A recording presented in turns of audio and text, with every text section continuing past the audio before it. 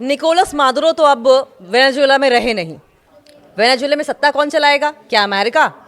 नहीं, वेनेजुएला को अमेरिका नहीं चलाएगा। ट्रंप के बयान पर विदेश मंत्री का यू टर्न। आगे ये भी बताते हैं कि उन्होंने क्या कहा। अमेरिकी विदेश मंत्री मार्को रूबियो ने स्पष्ट कर दिया है कि अमेरिका वेनेजुएला पर शासन नहीं करेगा। और ये तो होना भी था, ये तो तय ही था, क्योंकि अमेरिका पैसा क्यों खर्च करेगा?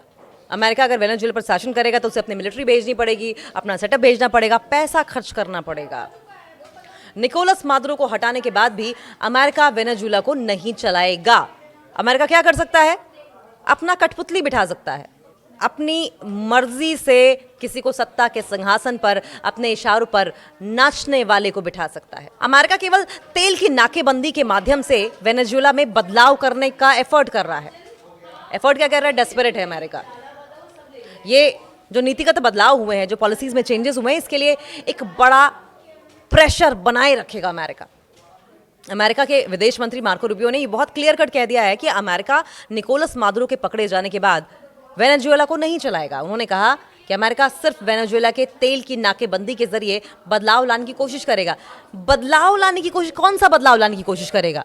बेसिकली तेल की नाकेबंदी करके सब कुछ अपने कंट्रोल में ले लेगा। वो वेनेजुएला पर शासन करने में रोजाना की भूमिका नहीं निभाएगा, बस वहाँ की एनर्जी रिच एरियाज हैं उनको अपने कंट्रोल में लेगा।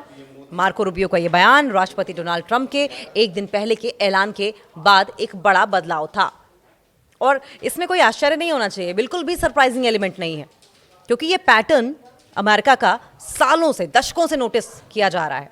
ये बड़ा बदलाव था जिसमें उन्होंने कहा था कि निकोलस मादुरो को सत्ता से हटाने के बाद अमेरिका वेनेजुएला को चलाएगा। पहले कहा गया चलाएगा, फिर कहा गया नहीं चलाएगा, फिर से वही बात, यू टर्न लेना, बार बार यू टर्न लेना। वेनेजुएला में सत्ता नहीं चलाएगा अमेरिका। टीवी टॉक शो में रूबियो के बयान इस तरह से दिए गए थे ताकि इस चिंता को कम किया जा सके। सत्ता परिवर्तन के लिए अमेरिका की जोरदार कार्रवाई से कहीं फिर से लंबा विदेशी दखल या फिर राष्ट्र निर्माण की नाकाम कोशिश ना हो जाए। ये बयान ट्रंप के उन बड़े लेकिन अस्पष्ट दावों के विपरीत थे कि अमेरिका कम से कम कुछ समय के लिए तेल से भरपूर वेनेजुएला को चलाएगा। ये तो बहुत ही क्लियर था जब ये अमेरिका की ओर से स्टेटमेंट दी गई थी कि हम वेनेजुएला को चलाएंगे, वेनेजुएला पर कब्जा कर लेंगे, तब भी बहुत क्लियर था कि अमेरिका को वेनेजुएला नहीं चाहिए। अमेरिका को तो वेनेजुएला के ऑयल रिसोर्स चाहिए, वो उस पर कब्जा करेगा। बाकी वेनेजुएला से उसे क्या मतलब? वहाँ की जनता मरती है तो मरे, वहाँ खाने को खाना ना हो, वहाँ पर पीने को पानी ना हो, अमेरिका को क्या मतलब है? अमेरिका को बहुत क्लियर है, अमेरिका उसे वहाँ के ऑयल रिसोर्सेज चाहिए। ट्रंप के बयान से ऐसा लग रहा था कि ये किसी तरह की शासन व्यवस्था होगी जिसके तहत वेनेजुएला को अमेरिका कंट्रोल करेगा। ट्रंप के बयान पर अब रूबियो ने क्या कहा है? हालांकि रूबियो ने ट्रंप के बयान पर ज्यादा बारीकी से सफाई दी है। उन्होंने कहा कि अमेरिका उस तेल नाकेबंदी को लागू करना जारी रखेगा जो शनिवार सुबह मादुरो को सत्ता से हटाए जाने से पहले ही मंजूर टैंकरों पर लागू था। इस प्रेशर का इस्तेमाल वेनेजुएला में नीतिगत बदलावों के लिए किया जाएगा। रूबियो ने सीबीएस के फेस द नेशन पर कहा, और राष्ट्रपति जब ये कहते हैं तो वे इस तरह के कंट्रोल की बात कर रहे हैं। वेनेजुएला के तेल की नाकेबंदी जारी रहेगी। उन्होंने कहा कि हम उस नाकेबंदी को जारी रखेंगे और हमें उम्मीद है कि बदलाव होंगे, न सिर्फ तेल उद्योग को लोगों के फायदे के लिए चलाने के तरीके में, बल्कि इसलिए भी कि वे ड्रग तस्करी बंद करें। उन्होंने आगे कहा कि मंजूर तेल टैंकरों पर नाकाबंदी, जिनमें से कुछ को अमेरिका ने जब्त कर लिया है, और ये जब्ती जारी रहेगी। और एक ही बहुत बड़ा दबाव है जो तब तक जारी रहेगा जब तक हम ऐसे बदलाव नहीं देखते जो न सिर्फ अमेरिका के राष्ट्रीय हित को आगे बढ़ाते हैं, जो नंबर 1 हैं, बल्कि वेनेजुएला के लोगों के लिए बेहतर भविष्य भी लाते हैं।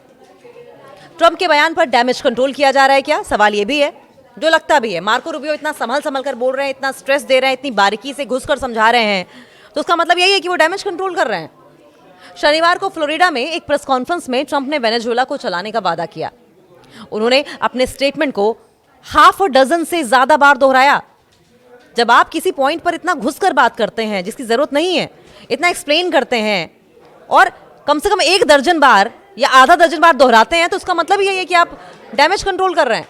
हालांकि उनके इस बयान की खासी आलोचना भी हुई और इससे उनके अपने रिपब्लिकन गठबंधन के कुछ हिस्सों में भी बेचैनी दिखाई दी, जिसमें अमेरिका फर्स्ट बेस भी शामिल है। जो कि विदेशी दखल के खिलाफ है, और उन पर्यवेक्षकों में भी जिन्होंने इराक और अफगानिस्तान में पिछले राष्ट्र निर्माण के प्रयासों को याद किया है।